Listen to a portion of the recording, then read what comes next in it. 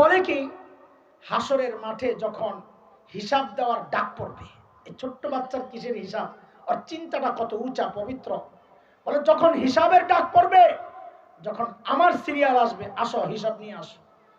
আমি দুনিয়ায় এই নিয়ামত ফেরত এই জন্য চাই নাই, সেদিন যেন আমি আমার মালিকের সামনে নত জানু হয়ে বলতে পারি, ও আমার মালিক, ও আমার মালিক, দুনিয়ায় তো তুমি আমার এই নিয়ামতটা দেও নাই, ওগো মালিক, আমাকে আজকে ওই উসিলায় আমার আযাবটা একটু কমায়া দেওয়া যায় না মালিক। আমি আমি কাঁদতেছিলাম ঠিক উল্টা চিন্তা করে, যে আরে আমার যখন হিসাব দেওয়ার পালা আসবে, আমার মালিক যদি আমারে ঠিক উল্টা প্রশ্নটা করেন, তা আমি কি জবাব দিব? আমি আটকায়া যাব। আমি যখন হিসাব দিতে দাঁড়াবো আমার মালিকের সামনে, আমার মালিক যদি আমাকে জিজ্ঞেস করে, রে হাসান জামিল, তোকে তো চোখের নিয়ামতটা দিছিলাম, তুই তো ভোগ করছস, এখন আযাবটা একটু বাড়াইয়া দিই, তো আমি কি জবাব দিব? তোকে তো জবানের নিয়ামত দিছিলাম, তুই তো ভোগ করছস, এখন আযাবটা একটু বাড়াইয়া দে, তো আমি কি জবাব দিব? এরে বাবা, আপনি কি জবাব দিবেন বলেন তো? এরে ভাই, মা, কে কি জবাব দিবেন বলেন? কার কি পুঁজি আছে এমন, কোন পুঁজির ভরসায় এমন নিশ্চিন্ত জীবন যাপন করছে না?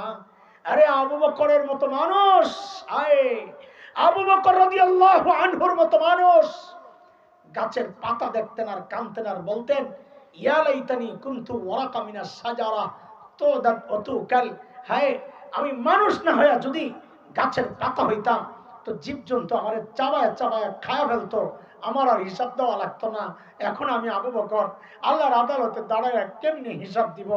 আবু বকরের চিন্তা, চিন্তা যাদের করার কথা তারা করে না, তারা হাসে, যাদের করার কথা না তারা কান্না করে। এরে ভাই, এরে বন্ধু, এরে বাবা, আল্লাহর আদালতে দাঁড়ায় কি হিসাব দিবেন বলেন? কার কি পুঁজি আছে জিজ্ঞেস করি? আরে আমার নাই, সেজন্য এইভাবে বলতেছি, কার কি পুঁজি আছে বলেন? হ্যাঁ, পুঁজি যে একেবারে নাই তা তো না, আছে আছে, পুঁজি আছে আছে, গুনার পুঁজি, গুনা গুনা গুনার গুনা গুনার গুনা। চুল পাইকা সাদা হয়ে গেছে, এখনো গুনাহ ছাড়তে পারি না। দাড়ি পাইকা সাদা, এখনো গুনাহ ছাড়তে পারি না।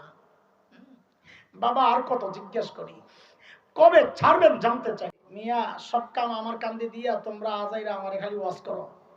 ধরো কাজের কিছু ভাগলো, জোর করে ধইরা সিরিয়ার এক শহর হিমসের গভর্নর বানায়া পাঠায় দিছে।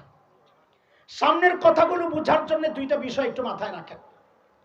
যেই এলাকার মানুষ যত ধনী, ওই এলাকার জনপ্রতিনিধি যারা আছে, এলাকার প্রভাব তিনিও ধনীই থাকেন। আরেকটা কথা শুনেন, আজকের দুনিয়ায় Bangkok, Singapore, Thailand, Dubai, Abu Dhabi, Karachi, Bombay, আমাদের চিটাগাং, এগুলো যেমন বাণিজ্যিক শহর, ওই সময়ে গোটা দুনিয়ার বাণিজ্যিক শহর ছিল সিরিয়া। কোথায়? এবার বুঝে শুনে বলেন তো, সেই সিরিয়ার শহর হিমসের গভর্নর ধনী হওয়ার কথা না গরিব হওয়ার কথা? বলেন বলেন, কেমন ধনী? আমি যেটা বলি এটা মনে রেখেন, পরে জিজ্ঞেস করলে আবার ওইটাই বললেন, সময়ের সেরা ধনী। বলেন কি হওয়ার কথা? এইবার দেখেন কাদের কথা শোনাচ্ছি, যারা এক পয়সার জন্য মানুষ খুন করতো, মনে আছে তো? এটা হলো ছিল, ইসলাম কবুলের পর হইল কি এটা দেখাইতেছে। হিমস থেকে এক দল আসছে হযরত ওমরের সাথে সাক্ষাৎ করার জন্য। হযরত ওমর তাদের সাথে কথাবার্তা বললেন, তোমরা একটা কাজ করো, হিমসের গরিবদের একটা লিস্ট দাও, আমি রাষ্ট্রীয় কোষাগার বাইতুল মাল থেকে তাদের জন্য কিছু বরাদ্দ দিয়ে দিব। হিমসের লোকেরা সুযোগ পাইছে, লিস্ট একটা করছে বড়, নিয়ে হযরত ওমরের কাছে জমা দিয়েছেন। ফুকারা ও হিমসের গরিবদের লিস্ট। আহারে মুসলমান, হযরত ওমর লিস্টটা হাতে নিয়ে আর চোখ ফিরাইতে পারেন না। কেন? কারণ তিনি দেখেন যে ওই লিস্টের শুরুর দিকেই হিমসের গভর্নর সাঈদ ইবনে আমির আল জুমাহির নাম। হওয়ার কথা ছিল সময়ের, আর এখন হলো গরিবের লিস্টে নাম। সাইয়েদনা ওমর জানতে চাইলেন, আমি এরকম ফাঁকে এরকম, কি ব্যাপার, তোমাদের গভর্নর বুঝি গরিব মানুষ? হিমসের লোকেরা জবাব দিলেন, বালা আমি রুনা আফকরুনা, আমাদের গভর্নর শুধু গরিব না, হিমসের মধ্যে সবচাইতে গরিব। এই কথা শুই না হযরত ওমর এত খুশি হয়েছে না, এত খুশি হয়েছে, সাথে সাথে 1000 স্বর্ণ মুদ্রা, কত বুঝেন 1000 স্বর্ণ মুদ্রা? এক স্বর্ণ মুদ্রা প্রায় 3.5 ভরি সোনা, তা 1000 মানে 3.5 ভরি সোনা। হযরত ওমর 1000 স্বর্ণ মুদ্রা প্যাকেট কইরা দূত মারফত পাঠায়া দিয়েছেন, হিমসে যাও আমার পক্ষ থেকে আমার সাইদকে এটা হাদিয়া দিয়ে আসো। কত বলেন, কত? মাথায় রেখে দূত যখন হিমসে পৌঁছে এই হাদিয়া পেশ করে, আমিরুল মুমিনের পক্ষ থেকে হাদিয়া। হযরত সাইদ প্যাকেট খুলে যখন দেখলেন এই বিশাল অঙ্কের হাদিয়া তার জন্য, তিনি কি করলেন? প্যাকেটটাকে এইভাবে ছুঁড়ে মেরে চিৎকার দিয়ে বলে উঠলেন, ইন্না লিল্লাহি ওয়া ইন্না ইলাইহি রাজিউন। কি পড়ছেন? জোরে বলেন, কি পড়ছেন? হাদিয়া পাইলে ইন্না লিল্লাহি পড়ার কথা না, আলহামদুলিল্লাহ। আপনারা কি করতেন জানি না, আমার ইমানের যে হালত, এমন একটা পোটলা পাইলে রে ভাই, ভিতরে যায় যে কটা লাভ দিতাম আর কতবার যে আলহামদুলিল্লাহ পড়তাম আল্লাহই জানে। বিশ্বাস না হইলে দিয়া দেন। আল্লাহর নবীর সাহাবী হযরত সাঈদ কি বললেন? কথা বলে না, কি পড়ছেন? এমন ভাবে ইন্না লিল্লাহ পড়ছেন, বউ তো ভেতর থেকে ডরায় গেছে। আল্লাহই জানে মদিনা থেকে দূত আসছে, কোন খবর লয়ে এসে আল্লাহই জানে। সাথে সাথে জানতে চাইলেন, আকুতিলা উমর ইবনুল খাত্তাব, কি ব্যাপার সাইয়েদনা ওমর বুঝি শহীদ হয়ে গেছেন, আপনি এইভাবে ইন্না লিল্লাহ কেন পড়লেন? হযরত সাঈদ জবাব দেন, না না, ঘটনা তা না, বরং তার চেয়েও মারাত্মক, ঘটনা তার চেয়েও খারাপ। বউ আবার জানতে চাইলেন, আকুতিলাল মুসলিমুনা ফি মারিকা, তাইলে কি কোনো যুদ্ধে মুসলমান ব্যাপকভাবে শহীদ হয়ে গেল কিনা? হযরত সাঈদ বলেন, না না, ঘটনা তাও না, বরং তার চেয়েও মারাত্মক, তার চেয়েও। বউ তো আরো ডরায় গেছে, আল্লাহ রে, না জানি আমার জামাইয়ের কল্যাণীতে বাড়াইছে। আরে বলেন না, আপনি কেন এইভাবে ইন্না লিল্লাহ পড়লেন? আল্লাহর নবীর সাহাবীর জবাবটা কিয়ামত পর্যন্ত আমাদের জাহেদ হওয়ার জন্য, দুনিয়া বিমুখ হওয়ার জন্য এই একটা বাক্যই যথেষ্ট। আরে ছিলেন কি, 1 পয়সার জন্য মানুষ খুন করতেন, সেই মানুষগুলো কোরআনের শিক্ষা, নববী দীক্ষায় পরিবর্তিত জীবনটা কি দেখেন। কেন ইন্না লিল্লাহ পড়ছেন? জবাব দিচ্ছেন, উদখিলাত আলাইয়া দুনিয়া লিতুফসিদা আখিরাতি, আরে আমার ঘরে দুনিয়া ঢুকায় দেওয়া হয়েছে আমার আখিরাতকে বরবাদ করার জন্য।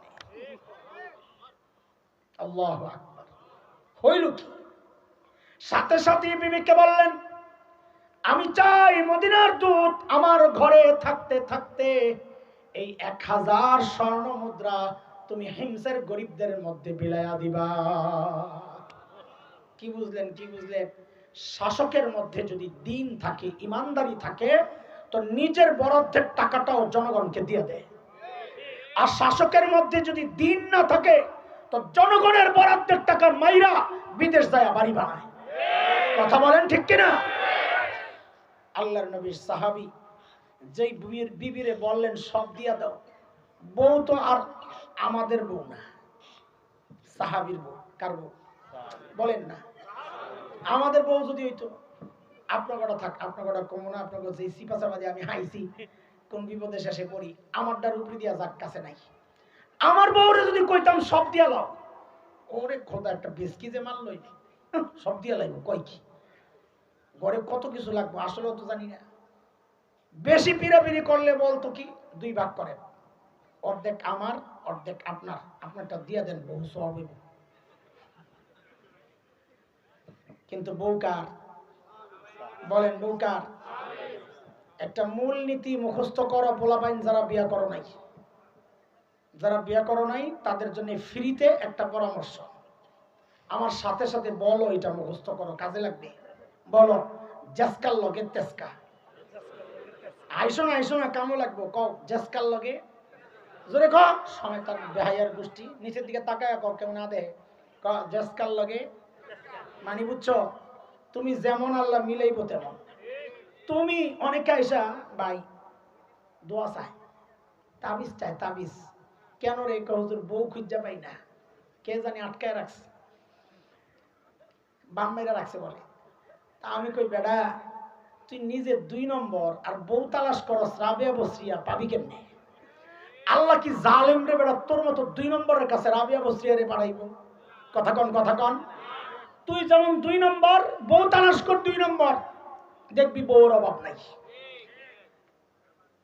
এটাই হলো অর্থ, হলো জেসকার লগে তেসকা। আরো বোঝেন, মুরব্বীরা বিয়া করছে যে ছোটকালে আগে আমাদের, তখন বউরে যাইয়া কি জিজ্ঞেস করছে? সূরা কেরাত জিজ্ঞেস, ওজুর গোসল ফরজ জিজ্ঞেস, কিও ঠিক নেই? এখন যুগ পাল্টাইছে। আগে কপি জ্বালাইতেন, আলো থাকতো কোন দিকে? আগুন। হারিকেন জ্বালাইতেন, আলো কোন দিকে? এখন যুগ পাল্টাইছে, এখন কোন দিকে? তাকায় দেখেন আগের করে কোন দিকে? যুগ পাল্টাইছে তো। এখনকার পোলাপান যায় আর এগুলা জিজ্ঞেস করে না, সূরা কেরাত জিজ্ঞেস করে না। ও বিশ্বকাপ চলাকালীন বলে কোনটায় বউ দেখতে গেছে, যায় বলে বেডিরে জিগায় হেগো কোন দলের সাপোর্ট করো? আচ্ছা কোন তো দিয়ে এই প্রশ্ন করা ঠিক আছে নি? তাহলে আপনারা বুঝেন নাই আমি কি কইতে চাইতেছি। ঠিক আছে, এই প্রশ্ন করা ঠিক আছে। কেন ওই প্রশ্ন করে যায় না লোক? ওই যে একটা খবিস, ওর লগেরটাও খবিস পরে কিনা? এটার নাম কি? তো বল জেসকার লগে। এটা আমার কথা না রে, হাইসা উড়ে দিস না, এটা কোরআনের কথা। সূরা নূরে আসছে, আল্লাহ বলেন আল খাবিসাতু লিল খাবিসিনা ওয়াল খাবিসুনা লিল খাবিসাত আত-তাইয়িবাতু লিত-তাইয়িবিনা ওয়াত-তাইয়িবুনা লিত-তাইয়িবাত উলাইকা মুবাররাউনা মিম্মা ইয়াকুলুন লাহুম মাগফিরাতুন ওয়া রিজকুন কারীম। এই আয়াতের সংক্ষেপ তরজমা যদি করি তো এটাই বাইর হয়, জেসকার লগে আল্লাহ আল্লাহ তো করে সহি বুঝ দেখ। হযরত সাঈদ যখন বললেন সব দিয়া দাও, বউ সাথে সাথে নিয়ে সব দিয়া দিস। কেন? জেসকার লগে তেসকা। হ্যাঁ, যার সাথে যেমন আল্লাহ মিলাইছেন। ওহো, মদিনার দূত এই কারবার দেখে অবাক হয়ে গেছেন। আরে কোথায় আসলাম, এরা মানুষ না ফেরেশতা? দৌড়াইয়া ফেরত গেছেন মদিনায়। যায় হযরত ওমরকে সব ঘটনা যখন শোনাইছেন, হযরত ওমর এতটা খুশি হইছেন, সাথে সাথে বললেন এই কাফেলা রেডি কর, আমার সাঈদকে দেখতে যাব। এটা এত সহজ কথা না, বর্তমান দুনিয়া না যে ট্রাভেলসে ফোন দিয়েছেন, দোস্ত একটা টিকিট লাগবে, বলে পাসপোর্টের কপিটা পাঠায়া দাও। পাসপোর্টের কপি পাঠাইয়া দিছেন, দোস্তের টিকিট পাঠাইয়া দিছে, এয়ারপোর্ট দেখাইছেন, বোর্ডিং পাস দিয়া দিছে, প্লেনে উঠে গেছেন গা। এটা ওই জমানা না। দূরের সফরের জন্য অনেক প্রস্তুতি দরকার। ওমরের দিলটা এতটা আলোড়িত হয়েছে, সাঈদকে দেখার জন্য অস্থির হয়ে গেছে। সাইয়েদনা ওমরের কাফেলা যখন হিমসে ঢুকে, গোটা হিমস যেন ভেঙ্গে পড়ে। চারদিক থেকে হাজারো মানুষ ছুটে ছুটে আসছে। কেন? আর এই মদিনা থেকে আমাদের আমিরুল মুমিনিন আসছেন, আল্লাহর নবীর শ্রেষ্ঠ সাহাবী ওমর ইবনুল খাত্তাব আসতেছেন এক নজর দেখার জন্য। হাজারো মানুষ জমে গেছে। হযরত ওমর বসা, পাশে সাঈদ ইবনে আমির আল জুমাহি। হযরত ওমর চিন্তা করলেন, সাঈদকে আমি তো ভালো জানি, তাই তো দেখতে আসলাম, কিন্তু জনগণ কি বলে, এই সুযোগে একটু পরীক্ষা করে নেওয়া যাক। ডাক দিয়ে জিজ্ঞেস করলেন, এই হিমসের মানুষ, তোমাদের গভর্নরের বিরুদ্ধে কারো কোনো অভিযোগ আছেনি? থাকলে দাঁড়ায়া যাও। বাপরে বাপ, 3 মাস আগে আপনাকে এই এলাকায় আইসা যদি উপরের কোনো নেতা জিজ্ঞেস করতো, এই আপনাকে এলাকার নেতার বিরুদ্ধে কারো কোনো অভিযোগ আছে, তো পাবলিক মাথা নিচের দিকে দিয়ে বলতো অভিযোগ আছে, কিন্তু দাঁড়াবো না, দাঁড়াইলে সকালে শুয়ে পড়া লাগবো। আরে ঠিকের রাস্তা তো করলাম, এখনো ডরাস? ইসলামী শাসন ব্যবস্থার সৌন্দর্য এটা, জনগণের কথা বলার অধিকার ছিল। এখনো যদি কথা বলার অধিকার চাও, ইসলামপন্থীদেরকে ক্ষমতায় আনার চেষ্টা করো। ওই মার্কা বাদ দাও। বহু দেখছো স্বাধীনতার পর থেকে এই মুলা জুলাইয়া ওরা তোমাদেরকে শোষণ করে গেছে, শাসন তো করে নাই, শোষণ করে গেছে। এখন দেখো বিকল্প কোন শক্তিকে দাঁড় করানো যায় কিনা। ইনশাআল্লাহ দেশ থেকে দুর্নীতি দূর হবে ইনশাআল্লাহ। আল্লাহ হযরত ওমর যখন বললেন কারো অভিযোগ আসেনি, থাকলে দাঁড়াও, ওই কোণা থেকে এক বুড়া দাঁড়ায় গেছে, আছে ও অভিযোগ আছে। বাপ রে বাপ, বুড়া মানুষ, মানুষের অভ্যাস হইল মানুষ অনুকরণ প্রিয়, দেখা দেখি কাম করে। রাস্তার মাঝখানে গাড্ডা ব্যথা করতেছে, দাঁড়ায় এরকম এরকম থাকেন, গাড্ডা ব্যথা করতেছে, দেখবেন পাশে দিয়া যারা যাবে অধিকাংশ মানুষ দাঁড়ায়া দেখবে আপনি কি দেখতেছেন। কথা বুঝেন নাই আপনারা? মানুষ অভ্যাস, এটা অনুকরণ প্রিয়। যেই একজন দাঁড়ায় গেছে সাথে সাথে আরো তিনজন, কয়জন হইল? অমর তো অবাক হয়ে গেছে, আরে কারে দেখতে আসলাম, এর বিরুদ্ধে দেখি অভিযোগের শেষ নাই। ও ভাই, কি শিখাইতেছি, কি শোনাইতেছি, মানুষগুলো ছিল কি এটা আগে শোনাইছি, এখন শোনাইতেছি, হইল কি? মনে আছে তো? বলেন আপনার কি সমস্যা? আল্লাহ প্রথম জন দাঁড়ায় কি বলে জানেন? আমিরুল মুমিনিন, আমাদের গভর্নর না, মাসে একদিন অফিসে আসে না। মাসে কয়দিন? আমরা সপ্তাহে ছুটি কাটাই কয়দিন? 2.5 দিন নিয়ে। কয়দিন? কি ঠিক আছে না? আরো কত বন্ধ, সুবহানাল্লাহ। দুনিয়ায় আগমন দিবস, দুনিয়া থেকে বিদায় দিবস, পালানো দিবস, আবার ঢোকা দিবস, এই দিবস ওই দিবস। 20-30 বছর পরে না জানি আমার দেহন লাগে কিনা, এত দিবস বের হইতেছে, শেষে তার দিবস খুঁজতে পাইবো না, শেষে নতুন বাড়ি করবো, জামাইবো, কাছাকাছি দিবস কওয়া যায় না, করতে পারে কথা কন। এত খামাখা অনর্থক দিবস খালি ঢুকায়, একদল আইসে তুলি ঢুকায়, আরেক দল আইসে বাদ দিয়ে আবার নতুন করে আরেকটু ঢুকায়। এগুলোই তো দেখতেছেন। হযরত ওমর তো রাগ হয়ে গেছে, সাইদ কেন তুমি মাসে একদিন অফিসে আসো না? আল্লাহর নবীর সাহাবী আসামির কাঠগড়ায় কি জানি হওয়ার কথা ছিল, সময়ের সেরা ধনী, সময়ের সময়ের সেই মানুষটা দাঁড়ায়া বলছে কেন একদিন অফিসে আসে না? বলে কি জানেন আমিরুল মুমিনিন, আপনি তো জানেন আমি গরিব মানুষ, এই যে আমার গায়ে 2 টুকরা কাপড় দেখছেন, একটা লুঙ্গির মতো করে পরা, আরেকটা চাদরের মতো করে জড়ানো, আমিরুল মুমিনিন আমার না এই 2 টুকরা কাপড় ছাড়া আর কোনো কাপড় নাই। আরে 1 মাস অফিসে কেন শোনা? বলে 1 মাস পড়তে পড়তে দুর্গন্ধ হয়ে যায়, নিজেরও কষ্ট হয়, যারা আসে আমার কাছে ওদেরও কষ্ট হয়, তাই মাসে একবার উপরেরটা ধুইয়া দেই, শুকায় গেলে নিচে পড়ি, নিচেরটা ধুইয়া দেই, শুকায় গেলে উপরে জড়াই। এমন করতে করতে বেলা অনেক দূর যায়, আমি আসি নাই কথা ঠিক না, আসি একটু দেরি হয়, উনি হয়তো সকালে আইসা না পাইয়া ভেবেছেন আমি আসি না।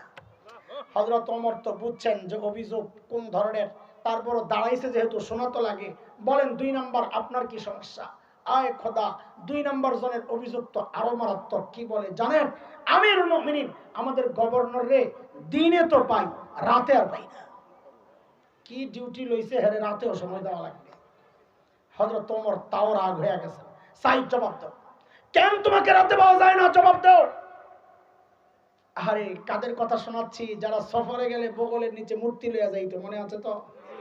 এটা ছিল, হইল কি দেখেন, কেন তোমাকে রাতে পাওয়া যায় না? আল্লাহর নবীর সাহাবী জবাব দিচ্ছেন, আমিরুল মুমিনিন কাসসামতু হায়াতি বাইনা রাব্বি ওয়া বাইনা ইবাদি। আমিরুল মুমিনিন জীবনটারে 2টা ভাগ করছি, এক ভাগ রাতটা আমি আমার মালিককে সময় দেই, দিনটা মালিকের বান্দাদেরকে সময় দেই। মালিকের জন্য আলাদা টাইম ভাগ করা। আমরা তো ব্যস্ত মানুষ, কত কাজ আমাদের, অফিস আদালত সংসার পরিবার রাজনীতি, কত কাজ, মালিককে টাইম দেওয়ার সময় নাই। সব জায়গায় আমার সময় আছে। ফেসবুকের জন্য আমার হায়াতের একটা টাইম আছে, ইউটিউবের জন্য টাইম আছে, খেলোয়াড় গায়ক গায়িকা নায়ক নায়িকার জন্য হায়াতের টাইম বরাদ্দ আছে। শুধু পারি না মালিককে সময় দিতে, আমার হাতে সময় নাই। এরে জালিম, আমি আর তুমি ছাড়া দুনিয়ার সব মালিককে টাইম দেয়। ওই একটা গাছের দিকে তাকায় দেখো না, কি মনে হয় গাছটা বুঝি এমনি দাঁড়ায় আছে? না না, ওই গাছটাও দাঁড়ায়া দাঁড়ায়া মালিকের তাসবিহ পড়ে। যে কুকুরটাকে নিকৃষ্ট প্রাণী মনে করে তাড়ায়া দেয়, ওই কুকুরটাও তো রুকুর হালতে মালিকের তাসবিহ পড়ে। যে পোকামাকড় গুলোরে পায়ে দলে মেরে ফেলি, ওই পোকামাকড় গুলো সেজদার হালতে মালিকের তাসবিহ পড়ি না কেবল আমি আর আপনি, আমাদের হাতে সময় নেই। সময় বন্ধ আসবে একদিন, কসম আল্লাহর। সেদিন শুধু আফসোস করে করে চিৎকার করে করে কাঁদতে হবে আর বলতে হবে ইয়া লাইতানি কদ্দামতু লিহায়াতি। আরে সময় মতো যদি একটু পুঁজি বানায় আসতাম তো আজকে আর এই বিপদে পড়া লাগে না। এরে ভাই বন্ধুরা, পুঁজি বানান, পুঁজি বাবা, পুঁজি কিন্তু লাগবে। পুঁজির একটা ছোট্ট গল্প শোনায় আমরা আমাদের ফিনিশিং এর দিকে যাব। আপনারা খুব বেশি বিরক্ত হইতেছেন? বিরক্ত তো হইতেছেন বুঝতেছি, কিন্তু বেশি হইতেছেন নাকি? আচ্ছা তো শুনে, 3 বছর আগের কথা। এই গল্প যে আমি কতবার বয়ানে বলছি আমার নিজের মনে নেই। কেন এত বলছি, একই গল্প আমার হৃদয়ে খুব টাচ করছে। আমি চাই আমার হৃদয়ে যে একটা আলোড়ন হয়েছে এই গল্পের দ্বারা, এটা ছড়ায়া যাক সবার হৃদয়ে।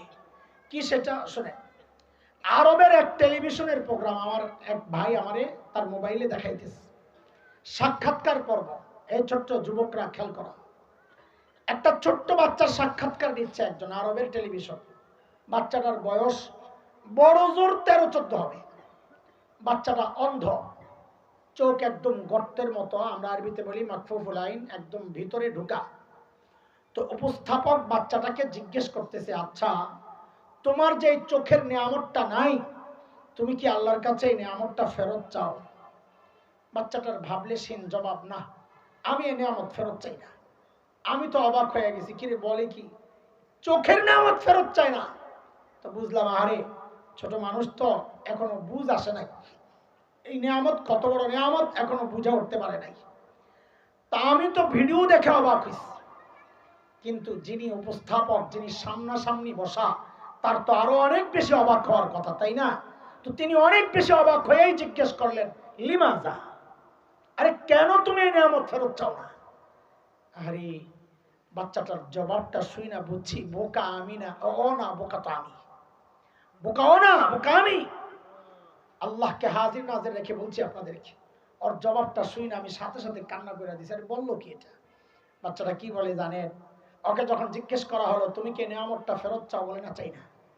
কেন চাও না? তো কি বলে দেখেন, কি পুঁজি বানাইছে, পুঁজির কথা বলতেছি, কি পুঁজি ও বানাইছে দেখেন। ও বলে কি, হাসরের মাঠে যখন হিসাব দেওয়ার ডাক পড়বে, এই ছোট্ট বাচ্চার কিসের হিসাব, ওর চিন্তাটা কত উঁচা পবিত্র।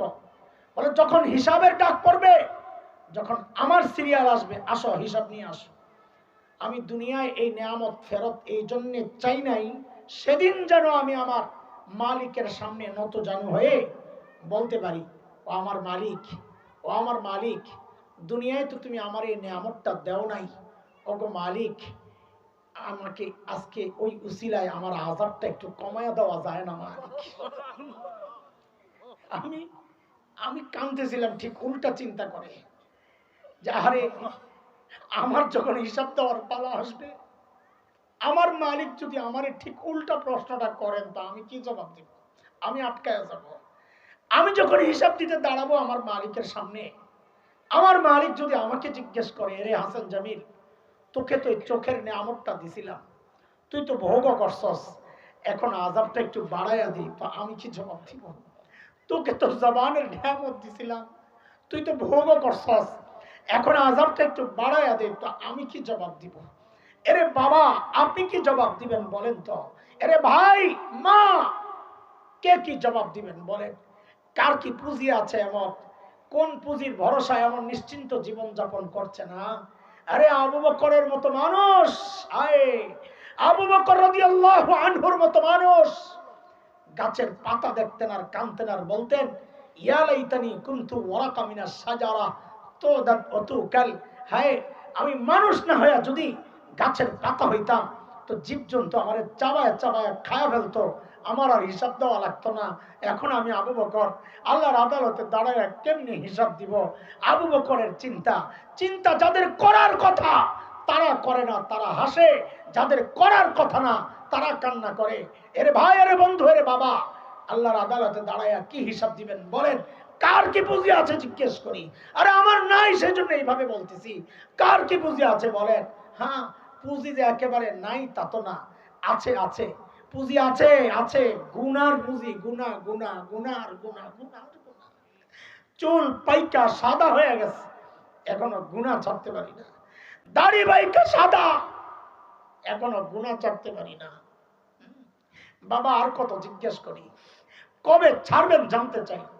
এরে যুবক, তুই ভাবিস না আল্লাহ তোকেও দাড়ি পাকা পর্যন্ত সময় দিবে, চুল পাকা পর্যন্ত সময় দিবে। না রে বাপ, না না। কত বাবাকে দেখছি সন্তানের লাশ কাঁধে নিয়ে যাইতেছে। আরে কার কখন ডাক চলে আসে আরে কে জানে। এই মজলিসেও এমন কেউ থাকতে পারে, এখানেও এমন কেউ থাকতে পারে যার খবর নাই, ও বসে আছে এখানে কিন্তু ও জানে না ওর কাফনের কাপড়টা চলে আসছে দোকানে। কে জানে কালকে খবর পাইতে পারেন বয়ান করে গেল হাসান জামিল তো দুনিয়ায় নাই, চলে গেছে। কোন ভরসা এমন নিশ্চিন্ত জীবন যাপন করছি বলেন? এর যুবক কিভাবে বললে বুঝবি? বাপ ভাই, ভালো করে বোঝানোর ক্ষমতা তো আমার নাই রে।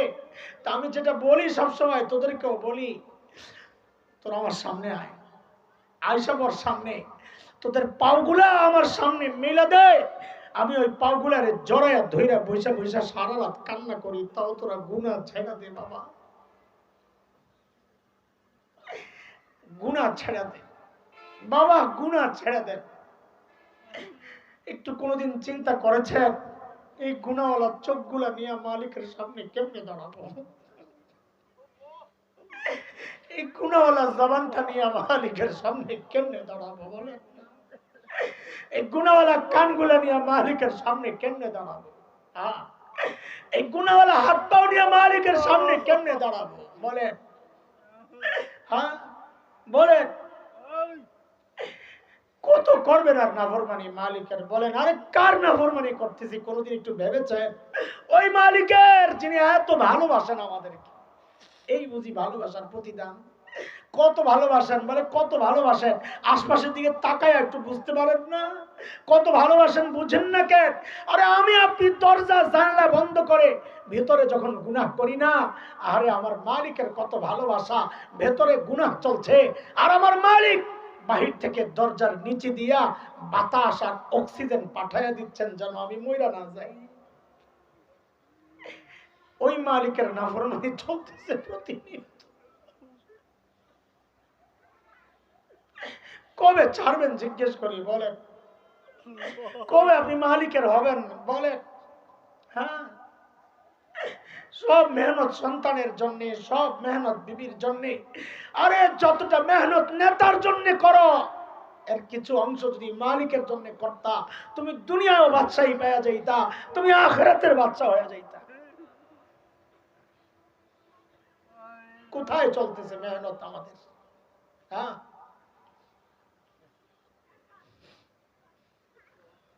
অধিকাংশের মুখের দিকে তাকাইলে হতাশ হই। আমি সহ, আমি তো 1 নম্বর আসামি।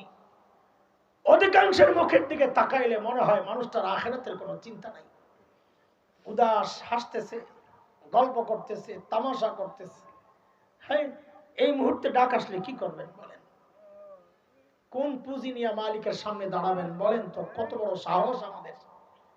আল্লাহ আমাদের সহিহ বুঝ দান করেন, আল্লাহ গুনাহমুক্ত জীবন দান করেন, আল্লাহ সুন্নতওয়ালা জীবন দান করেন। আমিন। মুহতারাম হাজিরিন, কথা চলে গেছে অনেক দূর। হযরত সাঈদের গল্প আমি আর শেষ করছি না, সময় চলে গেছে অনেক। এই যে এতক্ষণ গল্পটা শোনালাম, কি বুঝাইতে চাইছি? মানুষগুলো ছিল কি? এবার আমাকে বলেন, এই যে পরিবর্তনটা, পরিবর্তন তো বুঝছেন না? পরিবর্তন বুঝছেন না? আরে 1 পয়সার জন্য যারা মানুষ খুন করত, আজকে 1000 সোনার পয়সা পায়া কি বলে? ইন্না লিল্লাহি ওয়া ইন্না ইলাইহি রাজিউন। এই হচ্ছে পরিবর্তন। এই যে পরিবর্তনটা কিসের ছোঁয়ায় বলে ফেলে? বলেন কিসের ছোঁয়ায়? তাইলে আমাদের ওই 3 কথারই প্যাকেট করে আবার পকেটে ঢোকান, ওই পাশের 3 কথা বাইর করেন। এবার আমাকে জবাব দেন। 2-4-5 মিনিটের মধ্যেই শেষ করার চেষ্টা করব, কিন্তু ইনশাআল্লাহ যেহেতু কথাগুলো আমাদেরকে নিয়ে, আমি আশা করব এই কথাগুলো অন্তত না শুনে আমরা যাব না। এতক্ষণ তো অন্যদের কথা হয়েছে, অন্যদের কথাগুলো বলার উদ্দেশ্য আমাদের কথাগুলো বোঝানোর জন্য। এখন আমাদের কোনো শুনে যদি না শুনে চলে যাই, তাহলে আমার এতক্ষণের কথাগুলো শোনাটা বেকার যাবে। আমাকে এবার জবাব দেন, যেই কোরআন ধরে সাহাবায়ে কেরাম সর্বশ্রেষ্ঠ মানুষ হইলেন, ওই কোরআন কি আল্লাহ আসমানে উঠায় নিয়ে গেছেন? আছে আগেরটাই? ও, একটু পাওয়ার কমে গেছে কোরআনের।